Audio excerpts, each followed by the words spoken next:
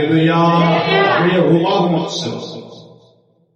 28வது அதிகாரம் 12வது வசனத்தை வாசிங்க.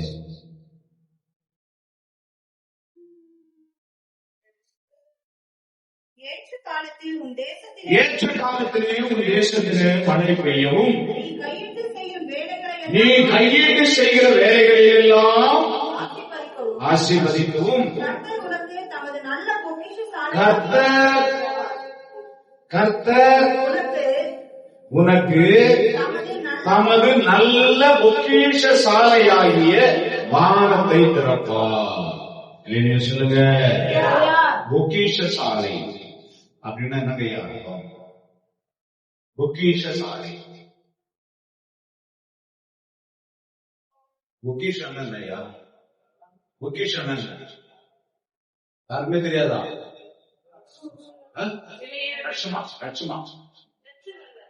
சுப்பியமா பொக்கிஷனா லட்சம் பொக்கிஷம் இல்லையா? சொல்லு, புரியலையா? இது என் பொக்கிஷம். பொக்கிஷம் என்னது?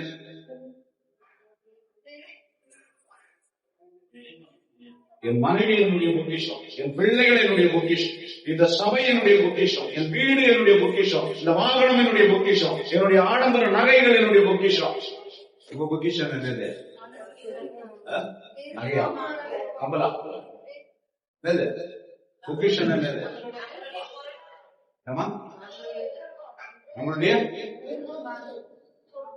நம்முடைய சொத்து. சொல்லுங்க, நம்முடைய சொத்து, நம்முடைய சுதந்திரம், நம்முடைய பொருட்கள், நம்முடைய ஆஸ்தி எல்லாம் என்னது? நம்முடைய ஆஸ்தி. இப்ப பொக்கிஷ சாலை அப்படின்னா சொத்துக்களை சேகரித்து வைக்கிறதான இடம். சொல்லுங்க, பூமியில உங்களுக்கு பொக்கிஷங்களை சேர்த்து வைக்காதீங்க.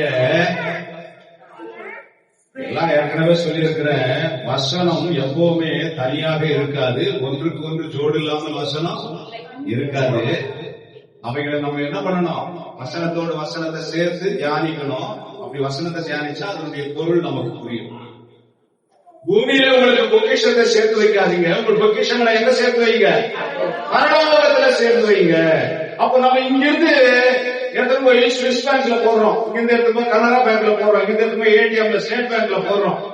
இதே மாதிரி பொக்கிஷத்தை பரலோகத்துல சேர்க்கணும்னு சொல்லி சொன்னா ஆண்டவருக்கு பிரியமாய் நம்ம எந்த அளவுக்கு வாழறோமோ அப்போ பரலோக பேங்க்ல டெபாசிட் ஆகிட்டே இருக்கும் நம்முடைய பேலன்ஸ். நமக்கான பொக்கிஷங்கள் பரலோகத்துல டெபாசிட் ஆகிட்டே இருக்கு. அதான் இயேசு கிறிஸ்து சொல்றாரு, பூமியில பொக்கிஷங்களை சேர்த்து வைக்காதீங்க, பூச்சாவது புழுவாவது என்ன பண்ணாத அரிசி போட்டுரும். நீங்க உங்க பொக்கிஷங்களை உங்கள் நற்கிரியைகளினாலே, நல்ல செயல்களினாலே, நல்ல சிந்தைகளினாலே கர்த்தரை நீங்க மகிமைப்படுத்துகிறதுனாலே உங்கள் பொக்கிஷங்களை எங்க சேர்த்து வைங்க? பரலோகத்துல சேர்த்து வைங்க. இப்ப சொல்றாரு ஆண்டவரு, பரலோகத்துல பொக்கிஷ சாலையை நான் திறப்பேன். ஏற்கனவே ஆல்ரெடி சேர்த்து வச்சிருக்கிற பாரு, அதை எடுக்கணும் அப்படின்னு சொல்லி சொன்னா, அந்த ஆசீர்வாதத்தை நீ சுதந்திரிக்கணும் அப்படின்னு சொல்லி சொன்னா, அந்த பொக்கிஷங்களை, அந்த புதையல்களை, அந்த சொத்தை நீ அனுபவிக்கணும்னு சொல்லி சொன்னா அதுக்கு திறவுகோல் யார்கிட்ட இருக்குது? சொல்லுங்க. இப்ப நிறைய பேரு இந்த பொக்கிஷ சாலையை திறந்து பார்க்கவே முடியல. நிறைய பேர் கட்டுறாங்க, அந்த பொக்கிஷ சாலையை கட்டுறாங்க. ஒரு சிலரு தட்டி திறக்கல என்ன பண்றது? உடைக்க கூட உடைக்கிறாங்க. உடைக்கிறது எதை குறிக்கிறது தெரியுமா? குறுக்கு வழியில் ஆண்டவர் திறக்காத ஒண்ணு எப்படி ஆகிரும் நம்ம திறந்துடணும்னு சொல்லிட்டு முயற்சி எடுக்கிறது தான் உடைக்கிறது. புரியுதுங்க ஐயா நான் சொல்றது? புரியுதுங்களா? நிறைய வாட்டி தள்ளி தள்ளி பார்ப்பாங்க, திறக்காது. நிறைய பேருடைய பொக்கிஷ சாலை திறக்காது, மூடப்பட்டிருக்கும். பொக்கிஷ சாலையுடைய சாதி ஆண்டவர்கிட்ட இருக்குது. ஆண்டவர் திறந்து ஆசீர்வதிச்சாதான் நம்ம ஆசீர்வாதமா இருக்க முடியும். ஆனா ஆண்டவர் ஆசீர்வதிக்க விருப்பம் இல்லாதவராக இருக்கிறாரு. இவங்க என்ன பண்ணுவாங்க? ரொம்ப நாள சோகம் பண்ணி பார்ப்பாங்க, ஒன்னும் சரிப்பட்டு ஆகாது, உடைக்க ஆரம்பிச்சிடும். உடைக்கிறதுனா எது புரியுதுன்னா நேரம் மந்திரக்காரன் போய் நாய்க்கு போறது. எப்படி உடைச்சாங்க பாருங்க. உள்ள இருக்கிற பொக்கிஷத்தை சுகத்தை அனுபவிக்கணும். ஆண்டவர் தரமாட்டேன்னு சொல்லி சொல்றாரு. இவங்க தாங்களாவே எடுத்துட்டு நாங்கள் அவர்களிடம் முயற்சி பண்ணுகிறது குறுக்கு வழியில ஆண்டவரை அடைய வேண்டும் என்று சொல்லி நினைப்பது. ஒரே பூஜாரி மந்திரக்காரர் இருந்தா பாருங்க, பணத்தை கொண்டு வந்து ஊழியக்காரர்களுக்கு நான் யாருக்குள்ள கை வைக்கணும் சொல்லுங்க, அவன் என்ன பண்ணணும்? அற்புதம் செய்யணும், பேய் ஓடணும், பிசாசு ஓடணும், அந்த வல்லமையை எனக்கு என்ன பண்ணுங்க கொடுங்க. இவன் தட்டி பார்க்கல, திறந்தும் பார்க்கல, திறக்கிறவங்க கிட்ட கேட்கவும் கேட்கல, நேரம் என்ன பண்றான்? உடைக்கிறான். இங்க வசனம் சொல்லுகிறது, என்ன சொல்லுகிறது பாருங்க, பொக்கிஷ சாலை. அந்த வசனத்தை முதல்ல இருந்து வாசிங்க. ஏற்ற காலத்திலே உன் தேசத்தில மழை பொழியவும். மழை என்றால் ஆசீர்வாதம். உன் தேசம் என்றால் உன்னுடைய வாழ்க்கை. உன்னுடைய வாழ்க்கையில ஆசீர்வாதத்தை நீ பெற்றுக்கொள்ள வேண்டுமானால், மழை என்கிற ஆசீர்வாதத்தை நீ பெற்றுக்கொள்ள வேண்டுமானால், ஆண்டவர் என்ன பண்ணணும்? அந்த பொக்கிஷ சாலையை திறக்கணும். அப்புறம் பாருங்க, நீ கையீடு செய்யும் வேலைகளில் எல்லாம் உன்னை ஆசீர்வதிக்கும். நிறைய பேர் முயற்சி எடுப்பாங்க, போயிட்டு வந்துருவாங்க, வேலையை கேட்டுட்டு வந்துருவாங்க. பொருளை வாங்குறதுக்கு போவாங்க, வேலையை கேட்பாங்க, வந்துருவாங்க, வாங்க முடியாது. வீடு கட்டணும்னு முயற்சி எடுப்பாங்க, பிளான் போடுவாங்க, எவ்வளவு இன்ஸ்ட்ருமெண்ட்ஸ் போடுவாங்க, கிட்ட போவாங்க, முடியாது. திருமணம் பண்ணணும்னு சொல்லி பொண்ணை போய் தேடி போவாங்க, அமையாது. மாப்பிள்ளைய தேடி போவாங்க, அமையாது. வேலைக்கு பெரிய ஏர்போர்ட் சீட் ஒரு பண்டல் வாங்கி அப்ளிகேஷனை போட்டுட்டே இருப்பாங்க கம்பெனிகளுக்கு, வேலை கிடைக்காது. ரெடியா சொல்லுங்க, என்ன காரணம் அப்படின்னு சொல்லி சொன்னா, கர்த்தர் என்ன பண்ணி வச்சிருக்கிறாரு? பொக்கிஷ சாலையை மூடி வச்சிருக்கிறார். இந்த ஆசீர்வாதம் நம்முடைய வாழ்க்கையிலே நிறைவேற வேண்டுமானால், இந்த 12வது வருஷம் நம்முடைய வாழ்க்கையில நிறைவேற வேண்டுமானால் என்ன சொல்றாரு? பொக்கிஷ சாலையை திறப்பாரு, வானத்தை திறப்பாரு, மழையை பொழிய பண்ணுவாரு, கைட்டு செய்கிற வேலையில ஆசீர்வாதம். அப்புறம் ஒண்ணு செஞ்சிருக்காரு பாருங்க, கீழே அநேகருக்கு என்ன பண்ணுவ கொடுப்ப. இவங்க டோகரா காசு வாங்கிட்டே இருப்பாங்க, திருப்பி காட்ட மாட்டாங்க, அடுத்த டோகரா காசு காத்திருப்பாங்க, எதிர்பார்த்து. ஒரு இடத்துல வாங்குவாங்க வட்டிக்கு, 3 வட்டிக்கு வாங்குவாங்க, திருப்பி கொடுக்க முடியாது. பக்கத்துல ஒன்னரக்கா கரெக்டா வரும், 5 வட்டி கொடுக்குற வாங்கிக்கிறியா அப்படின்னு கரெக்டா அந்த டைமுக்கு 5 வட்டிக்கு வாங்குவாங்க. 5 வட்டியை அந்த 3 வட்டியை அழைச்சிட்டு என்ன பண்ணுவாங்க? இப்ப 5 வட்டியில உட்காருவாங்க.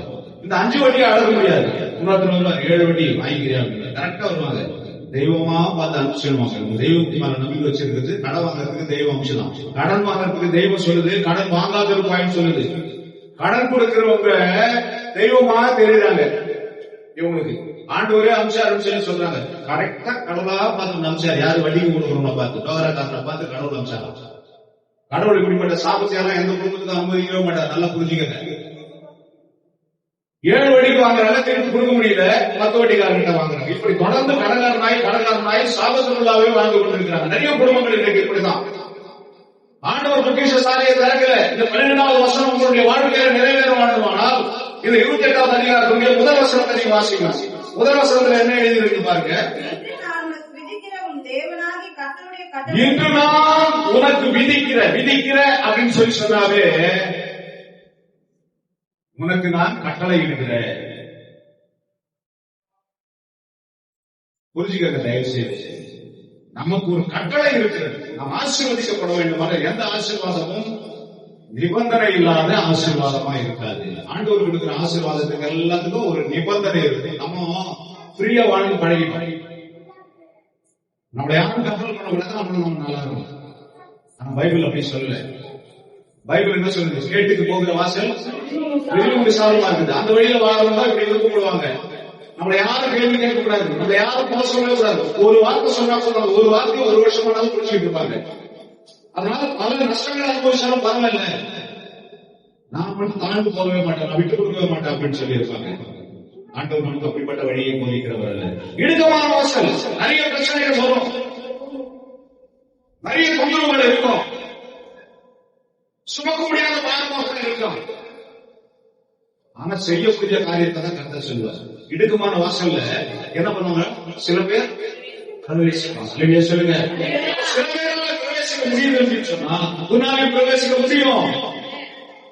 உன்னால பிரவேசிக்க முடிஞ்ச வாசல தான் ஆண்டவர் காட்டுவாரு. ஆனா நீங்க என்ன பாக்குற? ஐயோ, அது கடினமான வாசல் வச்சு பிரவேசிக்க முடியாது, எல்லாரும் தாராளமா வாழ்றாங்க, அந்த கூடத்துல போய் சென்றுடலாம் அப்படின்னு சொல்லி நினைக்கிறேன். இன்னைக்கு நிறைய பேரு பெந்தோகஸ்து சபைகளை நோக்கி வர்றதுக்கு காரணம் சத்தியத்தை சத்தியமா பிரசங்கிக்கிறதுனால வர்றதில்லை. அவங்களை யாரும் குறை சொல்லக்கூடாது, அவங்களை யாரும் கேட்கக்கூடாது, சத்தியத்தை பேசக்கூடாது, ஆசீர்வாதத்தையே சொல்லிட்டு இருந்தா அப்போ நல்ல சபை. ஆசீர்வாதம் பண்ணி சொன்ன சபை. இந்த சபையில சாபத்தையும் என்ன பண்ணுவாங்க சொல்லுவாங்க. வெளியே சொல்லுங்க. கவனிக்கிறீங்களா இல்லையா? கவனிக்கிறீங்களா இல்லையா? இன்று நான் விதிக்கும் தேவனாகிய கர்த்தருடைய கட்டளைகளின்படி நீ செய்ய எப்படி இருக்கணும்? Very careful. கவனம் என்றால் அட்டென்ஷன் என்று அர்த்தம். அட்டென்ஷன் என்று இருந்துச்சுன்னா கவனம் என்று அர்த்தம். யுவர் அட்டென்ஷன் பிளீஸ் அப்படின்வாங்க. ரயில்வே ஸ்டேஷன்ல கேட்டிருப்பீங்க.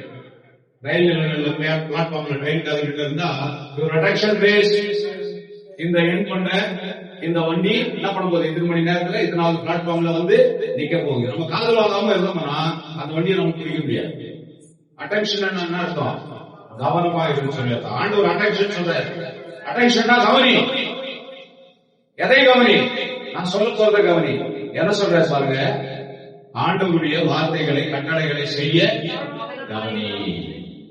இப்போ கட்டளைகளை செய்ய நம் கவனத்தை செலுத்தணும். ஆண்டவருடைய வார்த்தைகளை நாம் நிறைவேற்ற அதன்படி நடக்க நம்முடைய கவனத்தை செலுத்தணும். அப்பதான் 13 வசனம் இருக்குது பாருங்க இந்த அதிகாரத்துல. 13 வசனம் வரைக்கும் நிறைய ஆசீர்வாதங்கள் இருக்கும். போகையிலும் ஆசீர்வதிக்கப்பட்டிருப்பாய், வருகையிலும் ஆசீர்வதிக்கப்பட்டிருப்பாய். எல்லாரும் சொல்லுவாங்க இந்த வசனங்களை. பாருங்க, முதல்ல இருந்து நான் வேகமா வாசிக்கிறேன் பாருங்க என்னென்ன வசனம் இருக்குது அப்படின்னு சொல்லிட்டு.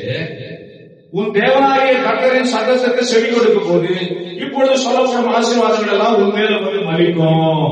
என்ன எழுதிருக்குது? என்ன எழுதிருக்குது? தேவனாகிய கர்த்தருக்கு செவி கொடுக்கும் போது. ஆனா அதை மறந்துடுவாங்க. நீ பட்டணத்திலும் ஆசீர்வதிக்கப்பட்டிருப்பாய், வீட்டிலும் ஆசீர்வதிக்கப்பட்டிருப்பாய். வசனத்தை வீட்டுல மாட்டியிருப்பாங்க. எங்க போயிருக்காரு வீட்டுக்காரு ஐயா அப்படின்னு சொல்லி சொன்னா அங்க உட்காந்து சீட்டாட்டுக்கிறாரு ஐயா. சீட்டாடுறவங்க வீட்டுல என்ன மாட்டி வச்சிருக்கீங்க? பட்டணத்திலும் ஆசீர்வதிக்கப்பட்டிருப்பாய், வெளியிலும் ஆசீர்வதிக்கப்பட்டிருப்பாய். அடுத்த வசனம் சொல்லுங்க பாருங்க. உன் கர்ப்பத்தின் கனியும் உன் நிலத்தின் கனியும் உன் மாடுகளின் பெருக்கும் நாடுகளின் மந்தையும் உன் மிருக ஜீவன்களின் பலனும் ஆசீர்வதிக்கப்பட்டிருப்போம். ஆனா கர்த்தருடைய வார்த்தையை கொஞ்சமும் கேட்க மாட்டாரு. மாட்டு டாக்டர் டெய்லி கூப்பிட்டு வருவாரு, மாட்டு ஊசி போடுவாரு, மாடு சன கட்டாரு. குட்டி போடு பார்த்து நிற்பாரு. குட்டி போகும்போது ஆடு சொல்லுங்க. சொல்லுங்க. ஏதாவது மேய்க்கலான்னு ஓட்டின்னு போவாரு, மாடு அந்த மயக்கடிச்சு வித்துலான்னு சொல்லிட்டு வியாபாரம் பண்ணுவாரு. விக்கிறதுக்கு ஆள வருவாரு. வாரத்துக்கு ஒரு நாள் நாளே மாடு சொல்லுவோம் நடக்காது. அப்போ இந்த ஆசீர்வாதங்கள் நம்முடைய வாழ்க்கையிலே அளிக்க வேண்டுமானால் நாம கர்த்தருடைய வார்த்தையை கவனமாய் கேட்டு அதை செயல்படுத்த நாம கவனமா இருக்கணும். எந்த ஆசீர்வாதமும் நிபந்தனை இல்லாத ஆசீர்வாதம் அல்ல. நிபந்தனையோடு கூடிய ஆசீர்வாதம் நம்மை ஆண்டவருக்குள்ளாக நடக்கும். அப்போ 12வது வசனத்துல இருக்கிற ஆசீர்வாதம், தேசத்துல மழை பெய்யும், கையிட்டு செய்கிற வேலையில கர்த்தர் ஆசீர்வாதம் தருவாரு. என்ன பண்ணுவாரு? அப்புறம் கடன் வாங்காம உன்னை ஆசீர்வதிப்பாரு. இந்த ஆசீர்வாதம் எப்படி வரும் அப்படின்னு சொன்னா கர்த்தருடைய வார்த்தைக்கு ஆதியாகமம் புத்தகத்துல எடுத்து வாசிக்கிறோம். 22வது அதிகாரம் 18வது வசனம். ஆதியாகமம் 22:18. நீ என் சொல்லுக்கு கீழ்ப்படிந்தபடினாலே உன் சந்ததிக்குள் பூமியில் உள்ள வம்சங்கள் எல்லாம் ஆசீர்வதிக்கப்படும். ஆதியாகமம் 26:4-5 வசனம். ஆபிரகாம் என் சொல்லுக்கு கீழ்ப்படிந்து என் விதிகளையும் என் கற்பனைகளையும் என் நியமங்களையும் பிரமாணங்களையும் கை கொண்டபடியினால், அல்லேலூயா சொல்லுங்க, கை கொண்டபடியினால், என் விதிகளையும் என் கற்பனைகளையும் என் பிரமாணங்களையும் அவன் கை கொண்டபடியினால் அவன் சந்ததியை வானத்து நட்சத்திரங்களைப் போல பெருக பண்ணினேன். அல்லேலூயா சொல்லுங்க. ஆபிரகாமுக்கு ஆசீர்வாதத்தை கர்த்தர் கொடுத்தார் அப்படின்னு சொல்லி சொன்னா அவன் கீழ்ப்படிந்தான் என்று எழுதியிருக்கிறது. கட்டளைகளுக்கு கீழ்ப்படிந்தான் என்று எழுதியிருக்கிறது. அதனாலதான் அவன் ஆசீர்வதிச்சேன்னு சொல்லி இருக்கிறாரு. நம்மள என்ன ஆசீர்வாதம் பண்ண மாட்டாரு ஆண்டவரு? கொஞ்சம் யோசனை பண்ணி பாருங்க. எங்கேயோ லாக் ஆகுதுங்க, எங்கேயோ சிஸ்டம் பிரேக் ஆகுதுங்க, எங்கேயோ நெட்வொர்க் கிடைக்கலங்க. போறோம், நம்ம எங்கேயாவது போறோம், ஒரு நெட் சென்டருக்கு போறோம், சொல்லிடுறோம், கிளியரா சொல்லிடுறோம், சார் என்ன சொல்றான், என்ன சொல்றான், என்ன ஒர்க்காக சொல்றான், சர்வே என்ன பண்ணல ஒர்க்காக, சர்வர் ஒர்க்காக சார், நெட் வரல சார், சுத்திக்கிட்டே இருக்குது சார், எவ்வளவு ட்ரை பண்ணி பாக்குறேன் சார், அது சுத்திக்கிட்டே இருக்குது சார். நெட் கனெக்ட் ஆயிடுச்சு அப்படின்னா நம்ம அந்த இன்டர்நெட்ல எவ்வளவோ காரியங்களை சாதிக்க முடியும். நெட் கனெக்ட் ஆகும், எந்த காரியமும் நடக்காது. நம்ம உட்கார்ந்து அப்படியே பார்த்துக்கிட்டே இருந்தோம், அதே பொம்மை அப்படியே நிற்கும். சொல்லுங்க, பார்க்கிற வாழ்க்கையை தான் பார்த்துக்கிட்டு இருக்க முடியாது. ஒரு புதிய வாழ்க்கையை, ஒரு புது ஆசீர்வாதமான வாழ்க்கையை அடுத்த கட்டத்துக்கு நம்ம போனோம் அப்படின்னு சொல்லி சொன்னா என்ன பண்ணணும்னு எழுதிருக்குது, சொல்லுக்கு கீழ்ப்படியா. ஆபிரகாம் கர்த்தருக்கு கீழ்ப்படிதான், அவர் என்ன சொன்னாலும் கீழ்ப்படி ஆயுதமா இருக்கிறான். எழுந்து இந்த இடத்துல வேற இடத்துல போறான், பிள்ளைய பலி கொடுனா பலி கொடுக்கிறான். ஆதார் சொல்ற பேச கேட்காத, ஆதார கை கூடுனா கை கூடுறான். சொல்லுங்க, நிறைய பேருக்கு ஆதாரம் வேணும், சாராளும் சொல்லுங்க, நிறைய பேருக்கு இம்மையும் வேணும், உலகமும் வேணும், எஜமானம், இந்த உலகத்துக்குரிய எஜமானம் வேணும், பரம எஜமானம் வேணும். சொல்லுங்க, ஆபிரகாமை பார்த்து சொல்றாரு, ஆபிரகாமே ரொம்ப குழப்பத்துல இருக்கிற பாரு, ரொம்ப சிக்கலா இருக்கிற, நல்லா கணம் பண்ணிட்டு இருந்தது வண்டி, எங்க லாக்காட்சி அன்று இந்த ஆதாரம் எனக்கு பெரிய தலைவலியா இருக்குதப்பா. ஆதாருக்கு ஒரு வாடகை வீடு பார்த்து அங்க வச்சிருந்துச்சு. ஆண்டவர் சொன்னாரா, ரேடியோ சொல்லுங்க, இன்னைக்கு நம்ம என்ன பண்ணிட்டு இருக்கிறோம், நம்ம இல்ல உலகம் என்ன பண்ணிட்டு இருக்கு, வாடகை வீடு வாங்கி ஆதார தனி கொடுக்கணும் வச்சுட்டு நீங்க சாரோட கொஞ்ச நாள் ஆதாரோட கொஞ்ச நாள் ஓடிக்கிட்டு இருக்கு. புரியலையா இருந்தோம், பிரியாவுக்கு இன்னும் கொஞ்சம் ஆண்டவர் சொன்னாரு, ஆபிரகாமை பார்த்து ஆதாரை நீ கைட்டி விடு, தேவையான கூட்டு செல்லும்படி ஆசைப்படுது, அப்புறம் தான் நீ எப்படி இருக்க முடியும், நிம்மதியா இருக்க முடியும். வேண்டாதவைகளை எப்போ நீங்க தள்ளி விடுகிறீர்களோ, கர்த்தருக்கு பிரியமில்லாதவைகளை எப்போ உங்க வாழ்க்கையிலிருந்து நீங்கள் கழித்து விடுகிறீர்களோ, அப்போவே ஆண்டவருடைய சொல்லுக்கு கீழ்ப்படியீங்கன்னு அர்த்தம். ஆண்டவர் இதான் சொன்னார், சொல்லுக்கு கீழ்ப்படுதுன்னு சொல்லி எதை சொன்னார் தெரியுமா, ஆண்டவருடைய சொல்லுக்கு உடனே கீழ்ப்படுது. அது எவ்வளோ பெரிய சொல்லமா இருந்தாலும், எவ்வளோ பெரிய சொந்தா இருந்தாலும், எவ்வளவு அன்பானவர்களா இருந்தாலும், எவ்வளவு முக்கியமான தேவையா இருந்தாலும் கழட்டி விட சொன்னா கழட்டி விட்டுறியா. ஆமென், அல்லேலூயா. எது தேவைன்றது, குடி பழக்கத்துல கைட்டு விட்டுரு, குடி பழக்கத்துல கைட்டு விட்டுரு, சிகரெட் பழக்கத்துல கழட்டி விட்டுரு, பொய் சொல்ற பழக்கத்துதா கொண்டாடி தெரியாம பாக்கெட்ல இங்க உள்ள ஒரு பாக்கெட்ல சொல்லி வைக்கிறியா, கைட்டு விட்டு எடுத்து வந்து கொடுத்துரு கொண்டாடி. கொண்டாடி வீடுகாருக்கு தெரியாம கடுகு டப்பாயில மிளகாத்தூள் டப்பாயில கொஞ்சம் கொஞ்சம் உச்சு வைக்கிறியா, கைட்டு விட்டு. சொல்லுங்க, ஓப்பனா இருங்க. கர்த்தருக்கு நீங்களும் என்ன பண்ணுங்க, ஓப்பனா இருங்க, வெளிச்சமா இருங்க. கர்த்தருக்கு தெரியாத ஏதாவது ரகசியம் இருந்துச்சுன்னா எல்லா ரகசியங்களையும் அவர் அறிந்திருக்கிற தேவன். அவர் பார்க்கல அப்படின்னு சொல்லிட்டு சர்ச்சுக்கு பின்னாடி போய் நம்ம ஏதாவது பண்ண முடியுமா? சர்ச்சு உள்ள மட்டும் இருக்கிறார் ஆண்டவர், சர்ச்சுக்கு வெளியவும் இருக்கிறார். ரேடியோ சொல்லுங்க, ரேடியோ சொல்லுங்க. அதனாலதான் ஆண்டவர் அவரை பார்த்து சொன்னார், என் சொல்லுக்கு கீழ்ப்படிந்தான், கொண்டாடிய விழுந்தா விட்டான், புள்ளிய விழுந்தால் எடுத்து ஆயுதமா இருக்கான் எனக்காக. ரேடியோ சொல்லுங்க, புள்ளைய விழுன்னு சொல்லி சொன்னாரு, விடுறதுக்கு ஆயுதமாயிடும். கொண்டாடி கிட்ட சொல்லி இருந்தா கொண்டாடி அமைச்சிருக்க மாட்டான், கொண்டாடி கிட்ட கூட சொல்லல. ரேடியோ சொல்லுங்க, சொல்ல வேண்டியதான் சொல்லுங்க. கொண்டாடி கிட்ட ஆண்டவருடைய காரியங்களில் நீங்க கொண்டாடி கிட்ட சொல்லலனாலும் ஆண்டவருக்காக நீங்க எதையாவது புள்ளிய பறி கொண்டு சொன்னாரு. போய் சாராளே ரொம்ப நாள கவனமாக எனக்கு கத்தெடுத்துல இந்த ஆண்டவர் என்று சொல்றாரு, என்ன பண்றது? சாராள சந்தோஷம் போய்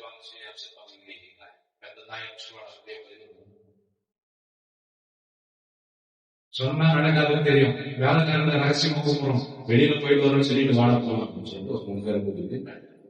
சொல்லுங்க.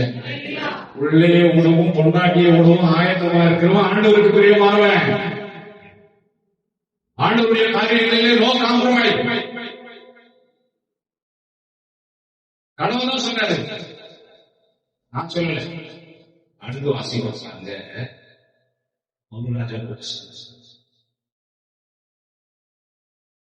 18வது அதிகாரம் 44-45.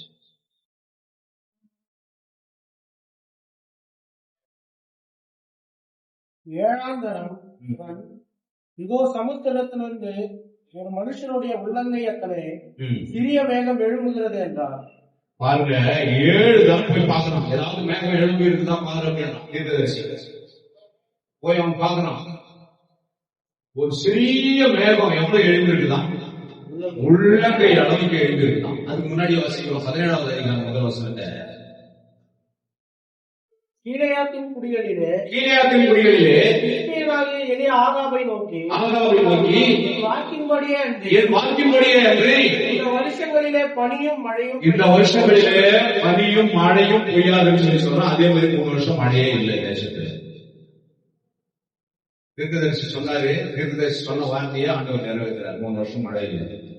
தேசமெல்லாம் பஞ்சமும் பசியும் பட்டியமா இருக்காது. 17லிருந்து 18வது அதிகாரம் வரைக்கும் நீங்க வாசிக்கீங்கன்னா தெரியும். 18வது அதிகாரம் முழுமையை வாசிக்கீங்கன்னா ஆண்டவர் என்ன அற்புதம் செஞ்சாரு, என்னென்ன தடைகளை நீக்கிறாரு, என்னென்ன பிரச்சனைகளாக குறுக்கா இருக்குது, ஆண்டவர் அற்புதம் செய்ய முடியாத அளவுக்கு ஜனங்கள் எப்படி சோர்ந்து போயிருந்தாங்க விஷயமெல்லாம் தெரியும். எல்லாரும் பாகால் தீர்க்கதரிசிகளா மாறிட்டாங்க. கர்த்தருடைய பிள்ளைகள் எல்லாம் எப்படி மாறிட்டாங்க? எல்லாரும் போய் பாகால வழிபட ஆரம்பிச்சிட்டாங்க. மழை வரலன்னு என்ன பண்ணிட்டாங்க? திருவிழா பண்ண மழை வரும், இப்ப பண்றாங்கல்ல அப்படின்னு பாங்காலுக்கு போய் திருவிழா பண்ண ஆரம்பிச்சாங்க. எல்லாம் கன்வெர்ட் ஆயிட்டாங்க. நம்மளுடைய பிள்ளைகள் எல்லாம் கன்வெர்ட் ஆயிட்டாங்க. அப்பதான் தீர்க்கதரிசி சொன்னாரு, போய் பாரு, நான் ஜெபம் பண்ணி இருக்கிறேன், நான் பலி செலுத்தி இருக்கிறேன், என் பலியை ஆண்டவர் ஏற்றுக்கொண்டாரு, சுத்தி ஊத்துன தண்ணி எல்லாம் அக்னி வக்கி போட்டது, இப்ப போய் பாரு அப்படின்னு சொல்லி சொல்றாரு. போய் பார்த்தா உள்ளங்கை அளவுக்கு ஒரு மேகம் எழுப்பி இருக்கிறது. அடுத்த வசனத்துல வாசிக்கிறோம், அதற்குள்ளாக வானம் மேகங்களினாலும் காற்றினாலும் கருத்து பெருமழை உண்டாயிற்று. எப்படி உண்டாயிடுச்சா? எவ்வளவு மேகத்தை கொண்டு சொல்லுங்க, எவ்வளவு மேகத்தை கொண்டு? உள்ளங்கை அளவு மேகத்தை கொண்டு பெருமழையை உண்டு கொண்டு ஆண்டவர் முடியும். நம்ம ஆண்டவர் யாருங்க? ஆண்டவர் யாருங்க? கடிகளவு விசுவாசத்தை கொண்டு மலையை கடந்து போக செய்கிறது. ஆமென். அது கூட இல்லையா? அந்த கடிகளவு கூட விசுவாசம். அதனால பிரச்சனைகள் எனக்கு நம்மளை சூழ்ந்திருக்கிறது. பிரச்சனைகளிலே நாம் சிக்கிக் கொள்கிறோம். பிரச்சனைகள் இருந்து விடுதலையாக இல்லை. முதல்ல பார்த்தோம், ஆபிரகாம் சொல்லுக்கு கீழ்ப்படிந்தார். இந்த உபாகமம் புத்தகம் 12வது அதிகாரம், 28வது அதிகாரத்துடைய 12வது வசனம் வாக்குத்தத்தம் நம்முடைய வாழ்க்கையை வெற்றி பெற வேண்டுமானால் முதல்ல நமக்கு கீழ்ப்படிதல் தேவை. ஆபிரகாம் கீழ்ப்படிந்தான். ஆண்டவர் அவனை வானத்து நட்சத்திரங்களை போல ஆசீர்வதித்தார். 2வது பார்க்கிறோம், உள்ளங்கை மேகத்தை கொண்டு பெருமழையை வரவழைத்தார். சபத்தினாலே, ஆண்டவருக்கு செலுத்தின பலியினாலே, பரிசுத்தத்தினாலே, சீர்திருத்தத்தினாலே சமுதாயம் சீர்திருத்தப்பட்டது. தன்மேல் மலையில போயிட்டு அந்த பலிபீடங்களை தகர்க்கப்பட்ட பலிபீடங்களை சப்பரித்து எடுத்து வாசிக்கிறோம். 28வது அதிகாரத்துல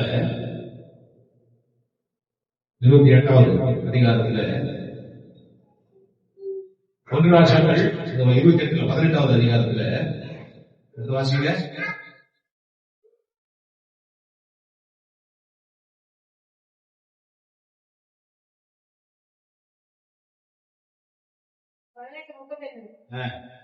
மத்தியான வேளையில் 27 வாசிக்கிறோம். மத்தியான வேளையிலே எலியா அவர்களை புறப்பட பரியாசம் பண்ணி, உரத்த சத்தமாய் கூப்பிடுங்கள், அவன் தேவனாமே, அவன் தியானத்தில் இருப்பான், அல்லது அலுவலாய் இருப்பான், அல்லது பிரயாணம் போயிருப்பான், அல்லது தூங்கினாலும் தூங்குவான், அவனை எழுப்ப வேண்டியதா இருக்கும் என்றான்.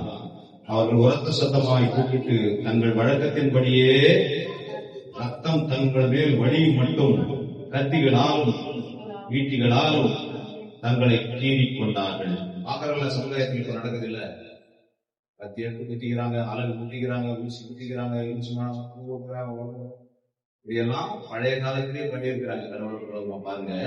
அப்புறம் பாருங்க, மத்தியான வேலை செலுத்தும் அந்தி பலி செலுத்தும் நேரமாக சன்னதம் சொல்லிக் கொண்டிருந்தார்கள். சன்னதம்னா அவங்க வேண்டுதல் பண்ணி கொண்டிருந்தாங்க.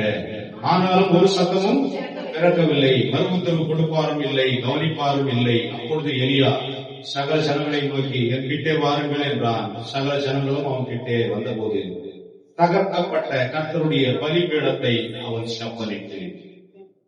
சொல்லுங்க, நம்முடைய வாழ்க்கையில நம்முடைய பலிபீடமாகிய ஆண்டவர் நம்முடைய இருதயத்துல சிங்காசனம் தான் வந்திருக்கிறார். ஆண்டவர் நம்முடைய இருதயத்தில் எப்படி இருக்கிறாரு? சிங்காசனம் விட்டு அமர்ந்திருக்கிறார். அவருடைய சிங்காசனம் தகர்க்கப்பட்டிருக்கிறது. இப்பொழுது நிறைய பேருடைய இருதயத்துல வேற வேற சிந்தனைகள், உலக சிந்தனைகள், உலக ஆசாபாசங்கள், உலக இச்சைகள் எல்லாம் எழுப்பி அது சிங்காசனம் என்ன பண்ணப்பட்டிருக்கிறது? என்ன பண்ணப்பட்டிருக்கிறது? தகர்க்கப்பட்டிருக்கிறது சொன்னா நிலைகுலைந்து போயிருக்கிறது. ஆண்டவர் கம்பீரமாக நம்மை ஆளுகை செய்ய வேண்டிய அந்த சிங்காசனம் நம்முடைய இருதயம் என்ன பண்ணப்பட்டிருக்கிறது? பிசாசுடைய கிரியையினாலே உடைக்கப்பட்டு தகர்க்கப்பட்டு ஆண்டவர் வந்து உள்ள உட்கார முடியாத அளவுக்கு தீமையினாலே நிறைந்திருக்கிறது. கவனத்தை கேளுங்க, சிங்காசனம் தகர்க்கப்பட்டிருக்கிறது. ஆண்டவர் அற்புதம் செய்ய வேண்டுமானால் முதல்ல செய்ய வேண்டிய காரியம் இந்த சிங்காசனத்தை என்ன பண்ணணும்? செப்பனிட வேண்டும். தகர்க்கப்பட்டது சிங்காசனம். உங்கள் இருதயமே மகா திருக்குள்ளதும் கேடுள்ளதுமாய் இருக்கிறது. உங்கள் இருதயத்துக்குள்ள இருந்து கொல்லாத சிந்தனைகளும் அப்படியே பள்ளியில் ஏறாரு. நீங்க எழுப்பும் இவைகளை சீக்கிரம் பரலோகராஜ்யத்திலே. அப்போ இங்கே சிங்காசனம் தகர்க்கப்பட்டிருக்கிறது. சிங்காசனம் சீக்கிரம் பலிபீடம், ஆண்டவர் அமர்கிற பலிபீடம், ஆண்டவர் பிரசன்னமாகிற பலிபீடம், ஆண்டவர் வெளிச்சமாக இருக்கிற பலிபீடம். நம் இருதயம், நம்முடைய இருதயம் தகர்க்கப்பட்டிருக்கிறது. அந்த தகர்க்கப்பட்ட அந்த பலிபீடத்தை என்ன பண்றாரு? எலியா வந்து என்ன பண்றாரு? செப்பனிடுகிறார். வாசிக்கிறோம் பாருங்க. அப்பொழுது எலியா சகல ஜனங்களே கிட்ட வாருங்கள் என்றான். சகல ஜனங்களும் அவன் கிட்டே வந்தபோது தகர்க்கப்பட்ட பலிபீடத்தை அவன் செப்பனிட்டு, உனக்கு இஸ்ரவேல் என்னும் பேர் இருப்பதாக. சொல்லுங்க, யாருக்கு பேர் வைக்கிறான்? இப்போ யாருக்கு பேர் வச்சான்? ஐயா சொன்னாங்க, யாருக்கு பேர் வச்சான்? இஸ்ரவேல் என்னும் பேர் இருப்பதாக. யாக்கோபாய் இருந்தவனை இஸ்ரவேலாய் மாற்றினார். இந்த இஸ்ரவேல் மீண்டும் பாகாலின் பலிபீடமாய் மாறிப்பார். திரும்ப பேர் கூட கொண்டு வர இஸ்ரவேலாய் இருக்க வேண்டிய பலிபீடங்கள் எல்லாம் பாகாலின் தீர்க்கதரிசிகள் ஆளுகை செய்யும் பலிபீடங்களாய் மாறிப்பார்கள். கிறிஸ்தவ குடும்பங்கள் எல்லாம் அஞ்ஞானிகளை போல விக்கிரகங்களை ஆராதிக்கிற குடும்பங்களாய் மாறிப்பார்கள். கிறிஸ்தவ நாமத்தை கருதியிருக்கிறார்கள், ஆனால் செய்கிற கிரியைகள் எல்லாம் இந்த உலகத்தின் காரியங்களாக இருக்கிறது. கர்த்தர் திரும்பவும் அவனுக்கு பேர் வைக்கிறார். ஐயா, ஏற்கனவே இஸ்ரவேலாக இருந்தேன், ஏற்கனவே கர்த்தரால் ஆசீர்வதிக்கப்பட்டவனா தான் இருந்தேன், ஏற்கனவே கர்த்தருடைய வழிநடத்தலில் தான் போயிருந்தேன். இப்போ ஆண்டவருடைய சிங்காசனம் தகர்க்கப்பட்ட விக்கிரக ஆராதனை கூடமாய் மாறி போயிருக்கிறேன், அந்நியஜனமாய் மாறி போயிருக்கிறேன், ஆண்டவருக்கு கோபம் முக்கியமாய் மாறி போயிருக்கிறேன், ஆண்டவருடைய பிரசன்னமாய் மாறி போயிருக்கிறேன். அதனால திரும்பவும் எங்க கொண்டு வர்றாரு? எங்க கொண்டு வர்றாரு? இஸ்ரவேல் என்ற பேருக்குள்ள கொண்டு வர்றாரு. ஐடியா சொல்லுங்க, ஐடியா சொல்லுங்க. இஸ்ரவேல் தேசத்துல இருக்கிற இஸ்ரவேலின் பலிபீடத்துக்கு இஸ்ரவேல் என்று பெயர் சூட்ட வேண்டிய நிலைமையில இருக்கிற கிறிஸ்தவனுக்கே கிறிஸ்தவன் என்கிற பெயர் சொல்ல வேண்டிய நிலைமையில் இருக்கிறார். அப்ப ஏற்கனவே பலிபீடம் கர்த்தரை ஆராதிக்க வேண்டிய இடத்துல என்ன நடந்து கொண்டிருந்தது? பாலாவுக்கு பலியில் சொல்லப்பட்டிருந்தது. கர்த்தருடைய பிள்ளைகளாக வாழ வேண்டிய நாமம் யாருக்கு வணக்கப்பட்டு இருந்தோம், யாருக்கு மன்னிட்டு இருந்தோம், யாருக்கு வணக்கம் செலுத்தி கொண்டிருந்தோம்? யோசனை பண்ணி பாருங்க. இப்போ அவர் என்ன பண்றாரு? திரும்பவும் இஸ்ரவேல் பேரை கொண்டு வர்றாரு. பாருங்க, எவ்வளவு வைராக்கியம் இருந்தா ஆண்டவர்கிட்ட எல்லாம் செயல்படுவார். அது எலிசாவின் வைராக்கியம் இல்லை, கர்த்தருடைய வைராக்கியம். கர்த்தருடைய வைராக்கியம் நம்ம எனக்குள்ள இருக்கிறதுனால தான் நான் இப்படி இருக்கிறேன். கர்த்தருடைய வைராக்கியம் உங்களுக்குள்ள இருந்தா நீங்கள் பாதாளின் பலிபீடங்களாக உங்களுடைய இருதயங்களை விற்று போட மாட்டீங்க, அந்நிய தேவர்களுக்கு அஸ்தோத்துக்கு விற்று போட மாட்டீங்க, ஆகோனுக்கு விற்று போட மாட்டீங்க, தீனாளுக்கு விற்று போட மாட்டீங்க. பாருங்க, பேர் வைக்கிற பேர் வச்சுட்டு என்ன பண்றது பாருங்க. வாசிங்க. என்று சொல்லி கர்த்தருடைய வார்த்தையை பெற்ற யாக்கோபுடைய குமாரரால் இலக்கத்தின்படியே 12 கற்களை எடுத்து கர்த்தராலே கர்த்தருடைய நாமத்துக்கு என்று ஒரு பலிபீடத்தை கட்டி சொல்லுங்க. ஒரு பிள்ளைக்காகவும் ஜெபம் பண்ணார் யோபு. பிள்ளைகள் தெரியாம ஏதாவது தவறு செஞ்சிருப்பாங்கப்பா, பிள்ளைகள் ஏதாவது நமக்கு கோபம் பண்ணியிருப்பாங்கப்பா, ஒவ்வொரு பிள்ளைகளையும் மன்னித்தர்கள், ஒவ்வொரு பிள்ளைக்காகவும் பலி செலுத்தி யோபு ஜெபம் பண்ணார் என்று யோபுடைய புஸ்தகம் 1ஆம் அதிகாரத்தில் பாருங்க. ஒவ்வொரு கோத்திரத்துக்காகவும் அங்கே பலிபீடம் கட்டப்படுகிறது. நம்ம குடும்பத்தில் யாரெல்லாம் ஆண்டவருக்கு பிரியமில்லாத வழியில போறாங்களோ அவங்களுக்கெல்லாம் செமிக்க, அவர்களை கர்த்தருடைய பலிபீடங்களாய் மாற்ற, அவர்களை கர்த்தருடைய சிங்காசனமாய் மாற்ற நம்ம ஜெபம் பண்ண வேண்டியது அவசியமா இருப்பது. அந்த அளவுக்கு வேதனையோடு கூட அவர் கொண்டாடுறாரு. 12 கோத்திரங்களுக்காகவும் 12 கற்களை எடுத்து அவர் பலிபீடங்களை கட்டி பாருங்க, பலிபீடத்தை கட்டி சுற்றிலும் தானியம் வளர்க்கிற 2 படி விதையை விதைக்கத்தக்க இடமான ஒரு வாய்க்காலை உண்டு பண்ணி ஒரு மாலையை சந்து சந்தாக துண்டித்து எருமைகளின் மேல் வைத்தான். பிற்பாடு அவன், நீங்கள் 4 குடம் தண்ணீர் கொண்டு வந்து சர்வாங்க தகன பலியின் மேலும் எருமைகளின் மேலும் ஊற்றுங்கள் என்றான். பின்பு 2ஆம் தரமும் அப்படியே ஊற்றுங்கள் என்றான். 2ஆம் தரமும் ஊற்றினார்கள். அதற்கு பின்பு 3ஆம் தரமும் அப்படியே ஊற்றுங்கள் என்றான். 3ஆம் தரமும் ஊற்றினார்கள். அப்பொழுது தண்ணீர் பலிபீடத்தை சுற்றி ஓடினது. வாய்க்காலையும் தண்ணீரால் நிரப்பினார். அந்தி பலி செலுத்தும் நேரத்திலே 38வது வசனம், அப்போது கர்த்தரிடத்திலிருந்து அக்கினி இறங்கி வந்து அந்த சர்வாங்க தகன பலிகளையும் விறகுகளையும் கற்களையும் மண்ணையும் பட்சித்து வாய்க்காலில் இருந்து தண்ணீரை நக்கி போட்டது. எளிய சொல்லுங்க. இப்படி கர்த்தர் உத்தரவு கொடுத்த உடனே, சபத்துக்கு பதில் கொடுத்த உடனே ஒரு உள்ளங்கை மேகம் எழுதினது. எங்கேயுமே நடக்காத ஒரு காரியம், நடக்கவே முடியாது என்று தீர்மானித்திருக்கிற காரியம், மழையே வராது என்று சொல்லி நினைத்திருந்த ஜனங்களுக்கு மத்தியில ஒரு உள்ளங்கை மேகத்தை மாத்திரம் காட்டினார். பாருங்க, உள்ளங்கை மேகம். இந்த உள்ளங்கை மேகத்தை கொண்டு கர்த்தர் என்ன பண்ணினார் பாருங்க. அடுத்த வசனத்துல பெரும் மழையை வர பண்ணினார். இல்லையே சொல்லுங்க. கொஞ்சம் விசுவாசம் இருந்தா போதும், கடிகளம் விசுவாசம் இருந்தா போதும். ஆண்டவரே நீ நேசிக்க, நீ புதுப்பிக்கணும், பலிபீடங்களை ஆதாயம் பலிபீடங்களை தகர்க்கணும், கர்த்தருக்கு பலிபீடங்களை உருவாக்கணும், பலிபீடங்களை செப்பனிடணும்.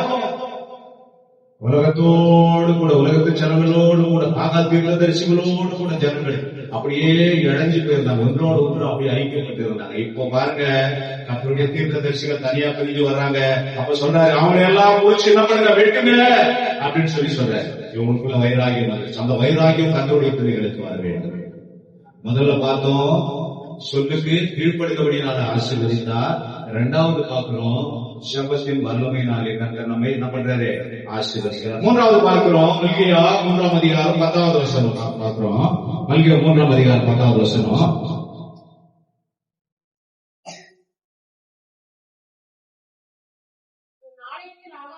ஆலயத்தில் ஆகாரம் உண்டாயிருக்கும்படிக்கு உங்கள் தர்சன பாகங்களை எல்லாம் பண்டகசாலையிலே கொண்டு வாருங்கள். அப்பொழுது நான் வானத்தின் திறந்து, வானத்தின் பலகணிகளை திறந்து இடம் கொள்ளாமல் போகும் மட்டும் உங்கள் மேலே ஆசீர்வாதத்தை வருஷிக்க மாட்டேனோ என்று அதனாலே என்னை சோதித்தறி. கரெக்டா? இப்போ வானத்தின் பலகணிகளை திறக்கிற சாவி எந்த யார் கிட்ட இருக்குது? எதை வச்சு திறக்கிறாரு? எந்த கிரியைகள் மூலம் திறக்கிறாரு? கொடுக்கிறவனுக்கு கொடுக்கப்படும், சிறுக விதைத்தவன் சிறுக அரைப்பான், அமுக்கி குலுக்கி உற்சாகமாய் கொடுக்கிறவனுக்கு தேவன் பிரியமா இருக்கிறார் என்கிற வசனங்களின்படி கர்த்தருடைய ஆலயத்துல சம்பூர்ணமாய் தங்களுடைய காணிக்கைகளை கொண்டு வந்திருக்கிறார். பழைய ஏற்பாட்டில் ஜனங்கள் எந்த அளவுக்கு போதும் என்கிற அளவுக்கு கொடுத்துக் கொண்டே இருந்தார். அதனால தான் அந்த வசனத்தை சொல்றாரு. அப்போ கர்த்தர் வானத்தின் பலகணிகளை திறக்க வேண்டும், கர்த்தர் மழையை வருஷிக்கமான பலகணிகளை திறக்க வேண்டும், பொக்கிஷ சாலையை திறக்க வேண்டும். செய்ய வேண்டிய காரியங்களை 3 நிலையில வைத்துக் கொள்ளுங்க. முதல் காரியங்க, ஆண்டுடைய சொல்லுக்கு கீழ்ப்படிங்க. 2வது காரியங்க, ஆண்டுடைய சமூகத்துல ஜெபம் பண்ணுங்க வைராகியத்தோடு. 3வது காரியங்க, கர்த்தருக்காக பிரயாசப்படுங்க. உங்கள் பிரயாசங்கள் பண்ண கர்த்தரை கற்றுக் கொடுங்க. கர்த்தர் உங்களை ஆசீர்வதிப்பார். நிச்சயமாகவே கர்த்தர் உங்களை ஆசீர்வதிப்பார். இந்த உபாகமம் 28ஆம் அதிகாரம் 12வது வசனத்தை மீண்டும் வாசிக்கலாம். உங்களுக்கு நினைவுபடுத்த விரும்புகிறேன். உபாகமம் 28ஆம் அதிகாரம் 12வது வசனம். ஏற்ற காலத்தில் சொல்லுங்க, ஏற்ற காலம் அப்படின்னு எழுதி இருக்குது அப்படின்னு சொன்னா அப்பதான் ஆண்டவர் உனக்கு பர்மிஷன் கொடுத்தார். அந்த ஏற்ற காலம் அப்படின்னு சொல்றது தகுதியான காலம் என்று அர்த்தம். என்ன காலம் அது? என்ன காலம்? தகுதி இல்லாத எந்த மனுஷனையும் ஆண்டவர் ஆசீர்வதிக்க முடியாது. ஏற்ற காலம், ஏற்ற வேலை வந்து பொண்ணுக்கு கல்யாணம் பண்ணிடலாமா? இன்னும் வேலை வரல, இன்னும் டைம் ஆகுங்க. அது பார்த்துக்கலாமா? இன்னும் கதிர் முதலுங்க. வெளியே சொல்லுங்க, வெளியே சொல்லுங்க. ஒரு குறிப்பிட்ட நேரம் வந்தாதான் ஒவ்வொரு காரியத்தையும் செய்ய நமக்கு பிரியம் இருக்கும். அப்பதான் அந்த காரியம் நடக்கணும்னு நமக்கு தெரியும். அதே மாதிரி ஆண்டவருக்கு தெரியும் எப்போ எந்த மனுஷனை ஆசீர்வதிச்சா அவன் சரியா இருப்பான், எப்போ அவன் ஷேப்பு வரான். சொல்ற தீர்க்கதரிசி, ஆண்டவரே புயல் கையில இருக்கிற களிமண்ணை போல இருக்கிறோம். நீர் வரைகிறீர், நீர் புயவனா இருக்கிறீர், உங்களுடைய சித்தத்தின்படி வரைகிறீர். ஒரு வேளை உங்களுடைய பாத்திரமாக அந்த ஷேப் வரலன்னு சொன்னா என்ன பண்றீங்க? அந்த பாத்திரத்தை திரும்பவும் உடைத்து போடுகிறீர். திரும்பவும் உடைக்கிறார், திரும்பவும் வரைகிறார், திரும்பவும் உடைக்கிறார், திரும்பவும் வரைகிறார். ஏனென்றால் அந்த கற்பனையிலே இருக்கிற அந்த ஏற்ற வேளை வரவில்லை. அவர் எதிர்பார்க்கிறதான அந்த அழகு, அந்த எதிர்பார்க்கிறதான அந்த பரிசுத்தம், அவர் எதிர்பார்க்கிறதான அந்த கிரியைகள், அந்த எதிர்பார்க்கிறதான அந்த வைராகியம், அந்த எதிர்பார்க்கிறதான அந்த பக்தி, கர்த்தர் மேல பிரியம், அன்பு எந்த ஒரு மனுஷனுக்கு வந்து அதை வந்து டச் பண்ணுதோ, வெளியே சொல்லுங்க, அவர் என்ன பண்றார்? பெரிய சாவி எடுத்துட்டு போய் பொக்கிஷ சாவி இருக்கிறார். ஆபிரகாம் பொன்னும் வெள்ளியுடைய சீமானாய் இருந்தான். யோபு கிழக்கு புத்திரரிலே பெரியவராய் இருந்தான். அல்லேலூயா சொல்லுங்க, அல்லேலூயா சொல்லுங்க. அவங்க ஆண்டவராக நம்ம ஏழைகளா இருக்கிறோம். நமக்கு ஆண்டவர் இந்த சீமானுக்கு ஆண்டவர் தான் நம்முடைய ஆண்டவர். சீமான் இந்த சீமான் கிடையாது. நாம் தமிழர் சீமான் நினைச்சுக்காதீங்க. சீமானுக்கு ஆண்டவர் இல்லை, நம்முடைய ஆண்டவர். ஆபிரகாமுக்கு ஆண்டவர் முடியாது. சொல்லுங்க. அப்ப அந்த ஐஸ்வர்யவானுடைய ஆண்டவர் தான் இந்த ஏழை பரதேசிகளுக்கு ஆண்டவராக இருக்கிறார். ஏற்ற வேளையிலே என்ன நடக்குமா? ஏற்ற காலத்திலே ஒரு தேசத்தில் மழை பெய்யும். அந்த ஏற்ற வேலைக்காக ஆண்டவர் காத்திருக்கிறார். அது ஏற்ற வேலையை நீ உருவாக்கிக்கொள். ஆண்டவரை பிரியப்படுத்துகிற ஏற்ற வேலை எந்த நேரத்தை உருவாக்கிக்கொள். மணவாளர் எவ்வளவு என்று சத்தம் கேட்கிறது, ஆனாலும் தூங்கிக்கிட்டே இருக்கிறாங்க, ஆனாலும் வாய்ப்பு இல்லாமல் இருக்கிறாங்க. ஏற்ற வேலை வரவில்லை. ஆண்டவர் ஆசீர்வதிக்க வாசல் அருகே வந்திருக்கிறார். இவங்க கதவை திறக்கல. உள்ள வேற ஆராதனை நடந்துகிட்டு இருக்குது. ஒரு சில வீடுகளில் போய் நடுமான வீட்டுக்கு முன்னாடி கதவை திறக்கிறதுக்கு கொஞ்சம் தாமதமாகும். என்னடான்னு பார்த்தா உள்ள டிவி ஏதாவது போயிட்டு இருக்கு, இல்ல வேற ஏதாவது ப்ரோக்ராம் போயிட்டு இருக்கு. அப்புறம் கொஞ்ச நேரம் கழிச்சு ஆசீர்வாத டிவி ஆன் பண்ணிட்டு அது வந்ததுக்கு அப்புறம் வந்து திறப்பாங்க. அப்போ ஆசீர்வாத டிவியில இருந்தவரும் இருக்கிறவரும் வருகிறவரும் ஆகி ரொம்ப பரிசுத்தவான்கள் போல இருக்குது. வெளியே சொல்லுங்க, வெளியே சொல்லுங்க. அது வரைக்கும் என்ன போயிட்டு இருக்குது? டப்பாமுத்து பாட்டு போயிட்டு இருக்கு. அது வரைக்கும் என்ன போயிட்டு இருக்குது? யோசனை பண்ணி பாருங்க. ஏற்ற வேலை வரவில்லை, அதனால கர்த்தர் ஆசீர்வாதம் பண்ணவில்லை. ஸ்திரீயே, ஏற்ற வேலை இன்னும் வரவில்லை, நீ கலந்து இப்போ இவங்க வேலையை சொல்லுங்க, சொல்லுங்க. ஏற்ற வேலையிலே கர்த்தர் தேசத்தில் மழையை பொழிய பண்ணவும், நீ கையிட்டு செய்கிற வேலையெல்லாம் நீ என்ன செஞ்சாலும் நன்மை, தடையே வராது. நீ ஒரே அப்ளிகேஷன் போடுற உடனே அவன் கூப்பிடுறான். சரி, இது செட் ஆகுமா இல்லையான்னு யோசிக்கிற அந்த கம்பெனில இருந்து வந்து கூப்பிடுறான். சார் அங்க போகாதீங்க, அங்க விட 5000 ரூபாய் நான் கூட தரேன். சொல்லுங்க. நீ கையிட்டு செய்கிற எந்த வேலையும் ஒரே ஒரு விதம் என்ற பெரிய பலனை கொடுக்குது. கர்த்தருடைய ஆசீர்வாதம் ஒரு மனுஷன் மேல வந்துருச்சுன்னா அதை எந்த மனுஷனும் தடை பண்ண முடியாது. கர்த்தர் ஒருவருடைய ஆசீர்வாதிக்க ஆரம்பிச்சுட்டாருன்னு வச்சுக்கோங்க, கர்த்தர் ஒருவரோட பேச ஆரம்பிச்சுட்டாருன்னு வச்சுக்கோங்க, எத்தனை பிசாசு வந்து காத்துல பேச அவர் என்ன பண்ண மாட்டாங்க, பிசாசுடைய வார்த்தைக்கு என்ன பண்ண மாட்டான், செவி சாய்க்கவே மாட்டான். அப்பாவே போ சாத்தானு சொல்லு. எப்படி சொல்லுவாங்க? சொல்லுவான் என்ன சொல்லுவான்? அப்பலப்போ சாத்தானே. அப்ப எத்தனை தவறான ஆலோசனைகள் கொடுத்தாலும் கர்த்தருடைய பிள்ளைகள் சாய மாட்டாங்க. கர்த்தருக்கு தான் முதலிடம் கொடுப்பாங்க. அடுத்தது பாருங்க, கையிட்டு செய்கிற சகல காரியங்களையும் அவனை ஆசீர்வதிப்பார். மூணாவது, தமது நல்ல பொக்கிஷசாலையாகிய வானத்தை திறந்தாரு. நீ அநேகம் ஜாதிகளின் கடன் வாங்காம கடன் கொடுப்பேன். அடுத்தவங்களுக்கு கடன் கொடுப்பேன். அடுத்தவங்களுக்கு கடன் கொடுப்பேன். உன் வாழ்க்கை இப்படியே கடன் வாங்கி அவமானப்பட்டு போய் கொண்டிருக்கிறதா? கடன் வாங்குறத ஒரு பெருமையா நினைக்கிறாங்க நிறைய பேர். நிறைய பேருக்கு கடன் வாங்குறத ஒரு பெருமை. கடன் வாங்கி வீடு நிறைய பொசிஷன்ல வச்சிருந்த கூட உண்மையா உழைச்சி கடன் வாங்காம வட்டி கட்டாம கொஞ்சம் சின்ன டிவி வச்சிருந்தா போதும். அந்த கரண்ட் டிவி இருந்தாலும் போதும். பெரிய டிவி அப்படியே 10 அடி டிவி சினிமா தேட்டர் மாதிரி வீட்டுல டிவி வாங்கி வச்சுக்காதீங்க. இந்த டோகரன் எடுத்துன்னு வருவான். அவன் தெருவு மேல வைக்கிறோம். எந்திக்காரன் பாருங்க, டிவி செக்ஷன்ல முன்னாடி ஒரு 3 டிவி அடிக்கிட்டு எடுத்துன்னு வந்துருவான். 10,000 சொல்லுவான். அப்படி 1000 ரூபாய் 1500 ரூபாய் கொடுத்து போயிடுவான். இதெல்லாம் செய்யாதீங்க. கடவுள் உங்களை ஆசீர்வதிப்பேன்னு சொல்லியிருக்கிறார். கடன் வாங்காமல் நீ கடன் கொடுக்கிற அளவுக்கு கடவுள் உன்னை ஆசீர்வதிப்பேன்னு சொல்லியிருக்கிறார். வாக்குத்தத்தத்தின் மேல விசுவாசமா இருக்க, வாக்குத்தத்தத்தை நம்புங்க. ஏற்ற வேலைன்னு சொல்லியிருக்கிறார். அந்த ஏற்ற வேலை ஆண்டுகளை நான் ஒப்பு கொடுக்கிறேன்னு சொல்லி ஒப்பு கொடுங்க. கர்த்தர் உங்களை உயர்த்துகிறார். கண்களை கொண்டு செபிக்கலாமா? ஆண்டவரே, நீர் விரும்புகிற பாத்திரமாய் ஆண்டவரே, நீர் விரும்புகிற கர்த்தாவே அழகையிலேயே, நீர் விரும்புகிற பரிசுத்தமையிலே, நீர் விரும்புகிற உடைய சித்தத்தை நிறைவேற்றுகிற எண்ணங்களிலே இப்பொழுதே உருவாகட்டும் ஆண்டவரே. என நீர் ஆசீர்வதிக்க போவதற்காய் நன்றி அப்பா. ஏற்ற வேளையிலே இந்த தேசத்தில் மழை பெய்ய போவதற்காய் நன்றி ஆண்டவரே. இன்னும் நான் எதிலே ஆண்டவரே என்னை சீர்படுத்திக் கொள்ள வேண்டும். என்னை நான் செப்பரேட் கொள்ள வேண்டும் ஆண்டவரே. பலிபீடம் செப்பரேடப்பட்டது என்று எழுதியிருக்கிறது ராஜா. என்னுடைய பலிபீடம் ஆண்டவரே விக்கிரகங்களாலே நிறைந்திருக்கிறது. என்னுடைய பலிபீடம் பொறாமையினாலே நிறைந்திருக்கிறது. என்னுடைய பலிபீடம் கோபத்தினாலே நிறைந்திருக்கிறது. என்னுடைய பலிபீடம் கீழ்ப்படியாமையினாலே நிறைந்திருக்கிறது. என்னுடைய பலிபீடம் பொருளாதாரத்தினாலே நிறைந்திருக்கிறது. என்னுடைய பலிபீடம் வெளியினாலும் பொறியினாலும் நிறைந்திருக்கிறது. என்னுடைய பலிபீடம் வைராகியத்தினாலும் துரோகத்தினாலும் பாவத்தினாலும் நிறைந்திருக்கிறது. இந்த பலிபீடத்தை செப்பனிட இந்த வேளையிலே நாம் உள்ளவை நகர்த்து கொண்டு ஆண்டவரே பெருமழையை பொழியப்பட்ட வல்லமை உமக்கு உண்டு ராஜா. என் தேசத்தில் பெருமழையை பொழிய போறதுக்காக நன்றி ஆண்டவரே. என் வாழ்க்கையில பெருமழை பெருமாசம் வரப்போறதுக்காக நன்றி ஆண்டவரே. விசுவாசத்தோடு சொல்லு. கர்த்தர் கிரியை செய்ய ஆரம்பிச்சிருவார். கர்த்தர் கிரியை செய்ய ஆரம்பிச்சா ஒருவரும் தடுக்க முடியாது. போன வசனத்துல உள்ளவை மேகமே எழுதி இருக்குது. அடுத்த வசனத்துல இருள் சூழ்ந்து கொண்டது, மேகங்களால சூழ்ந்து கொண்டது, பெருமழை வந்தது. ஒரு நிமிஷம் போதும் அவருடைய உயர்த்த, ஒரு இமைப்படுவது அவருடைய உயர்த்த. அதனுடைய சமூகத்துல நம்ம ஒப்பு கொடுப்போமா? கர்த்தர் நம்மை நடத்த முடியாது. செபிக்கலாம்.